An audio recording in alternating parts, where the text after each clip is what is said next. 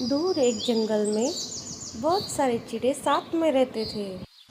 वही एक घर में सोनी नाम की चिड़िया रहती थी और उसकी दो बेटियां थीं, एक टुन्नी और एक मुन्नी।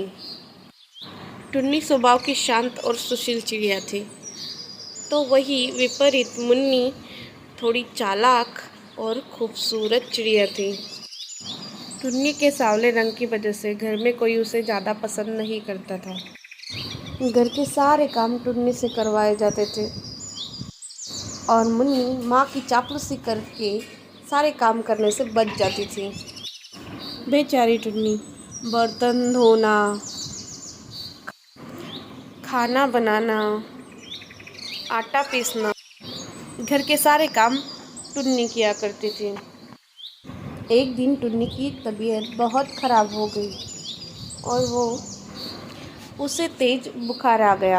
वो अपने पलंग पे सोई थी कि तभी वहाँ पे मुन्नी आती है और टुन्नी से कहती है कि अरे ओ कामचोर, सो रही है? चल उठ, खाना कौन बनाएगा? चल उठ के मेरे हाथ पाँव दबा। तभी टुन्नी मुन्नी से कहती है कि यहाँ से जाओ मुन्नी, मेरी तबीयत ठीक नहीं है, वरना मैं सारे काम वैसे भी करती थी। आज तुम कर लो मेरे काम। तभी मुन्नी टुन्नी से झुल्ला के कहती है कि कौन मैं तुम्हारे सारे काम करूँ? और क्यों करूँ? कामचोर के कि उठ, ये सारे नाटक बंद कर और काम कर। मुन्नी से कहती है कि मुन्नी, मुझसे तो उठा भी नहीं जा रहा, मैं काम कैसे करूँगी? मैं नहीं कर सकती आज काम। तभी मुन्नी कहती है कि काम तो तुझे करना ही पड़ेगा टुन्नी, वैसे भी माँ बाबा तीरथ पे गए हैं 1 महीने के लिए। या तो तू काम कर या फिर घर से बाहर निकल जा, मुझे उससे कोई फर्क नहीं पड़ता। बीमार टुन्नी पे मुन्नी को कोई दया नहीं आती। वो उसे हाथ पकड़ के घर से बाहर निकाल देती है। टुन्नी रास्ते में चलते चलते सोचती है कि अब मैं कहाँ जाऊँ। तभी टुन्नी को एक सूखा पेड़ नज़र आता है।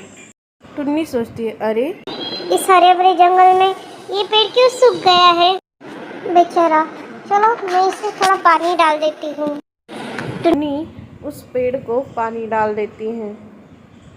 वो एक जादुई पेड़ था। पानी डालते ही थोड़ी देर में हरा हो जाता है और कहता है कि आपका धन्यवाद टुन्नी बहन, भगवान आपको सुखी रखे।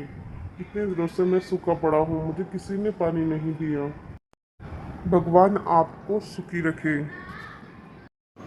यह सब सुनकर टुन्नी पेड़ से कहती है कि कोई बात नहीं पेड़ जी, ये तो मेरा कर्तव्य था आपको पानी डालने का।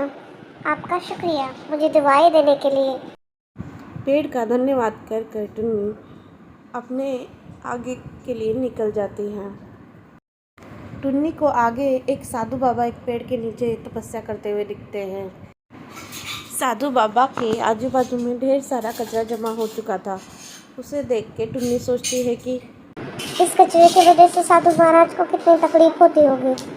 सारी मक्खियाँ साधु महाराज के ऊपर बैठती होगी और उनके ध्यान को भंग करती होगी।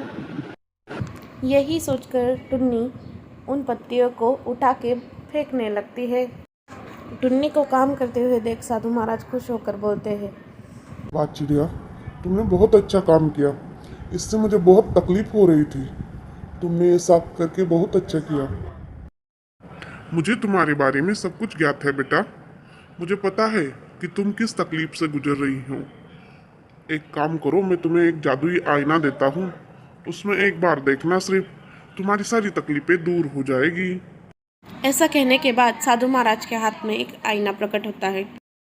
आईने में एक बार देखते ही टुन्नी बहुत ही खूबसूरत दिखने लग जाती है। टुन्नी साधु महाराज का धन्यवाद करके घर की ओर निकल जाती है। टुन्नी का इतना खूबसूरत रूप देख के मुन्नी जानबूझकर कोयला हो जाती है और गुस्से में टुन्नी से पूछती है कि कहाँ गई थी करमजली, और इतनी खूबसूरत कैसे दिखने लगी तू? टुन्नी मुन्नी को अपने साथ हुई सारी हकीकत सच सच बताती है।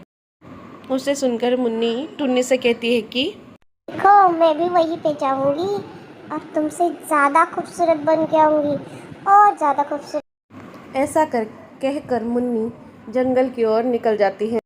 मुन्नी को जंगल में जाते ही वही सूखा पेड़ नजर आता है। उसे अनदेखा करके मुन्नी आगे बढ़ने लगती है। तभी वो जादुई पेड़ मुन्नी से कहता है कि अरे चिड़िया बेना, मैं सूख गया हूँ, मुझे थोड़ा पानी डाल दो प्लीज़।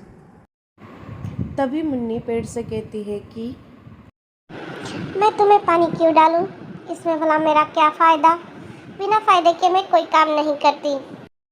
पेड़ जवाब में मुन्नी से कहता है कि अरे चिड़िया बहन, अगर आप मुझे पानी डालेंगी तो मैं आपको दुआएं दूंगा। इस गरीब सूखे पेड़ की आपको दुआएं मिलेंगी। तभी मुन्नी पेड़ से कहती है कि हाँ, तुम्हारी दुआएं लेके मैं क्या करूँगी? तुम्हारी दुआओं का मैं क्या अचार डालूंगी? मुझे तुम्हारी दुआओं की ज़रूरत नहीं है। चलो मैं चली। ऐसा कहकर मुन्नी आगे चली जाती है। आगे जाके मुन्नी को साधु बाबा नजर आते हैं, लेकिन वो उन्हें देख के वही खड़ी रहती है। उनके सामने जमी पत्तियों को साफ नहीं करती, बस वही ढीठ की तरह खड़ी रहती है। उसे देख के साधु बाबा समझ जाते हैं कि ये मुन्नी है और ये यहाँ किस उद्देश्य से आई है।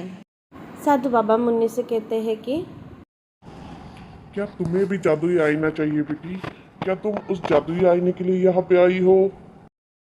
तभी मुन्नी साधु बाबा से कहती है कि हाँ हाँ बाबा जी, मैं उसी आईने के लिए यहाँ पे आई हूँ। मुझे ना टुन्नी से भी खूबसूरत बनना है। तभी साधु बाबा मुन्नी से कहते हैं कि ये देखो मुन्नी, उस आईने में सिर्फ एक बार देखना, हाँ? बार बार उस आईने में मत देखना, वरना उसके परिणाम बहुत खराब हो सकते हैं। टुन्नी बाबा से कहती है। ठीक है बाबा, मैं एक ही बार आईने में देखूंगी। फिर साधु बाबा मुन्नी को आईना दे देते हैं। आईना देखते ही मुन्नी आईने में देखती है और देखती ही रह जाती है और कहती है, वाह, मैं कितनी सुंदर दिख रही हूँ और कितनी सुंदर हो जाऊंगी अगर बार बार इस आईने में देखूंगी। साधु बाबा की चेतावनी को अनदेखा करके मुन्नी बार बार आईने में देखती है। परिणाम स्वरूप मुन्नी काली और काली होती जाती है। अपना काला शरीर देखकर मुन्नी साधु बाबा से पूछती है कि बाबा, ये मेरे साथ क्या हो गया? मैं इतनी काली कैसे हो गई? प्लीज बताइए ना। टुन्नी तो कितनी खूबसूरत हो गई थी और मैं काली कैसे हो गई?